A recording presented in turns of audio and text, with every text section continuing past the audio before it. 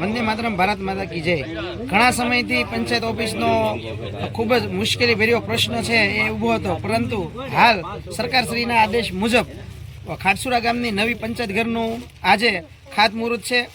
રાજકીય આગેવાનો તેમજ અહીંયા ગામના ઘણા બધા વડીલો અને યુવાનો મિત્રોની સંગાથે સૌ હળી મળી અને ખાટસુરા ગામની અંદર ભવ્ય ગ્રામ પંચાયત ઓફિસનું નિર્માણ થાય એ બદલ સરકારશ્રીનો અમે ખૂબ હૃદયપૂર્વક આભાર માનીએ છીએ।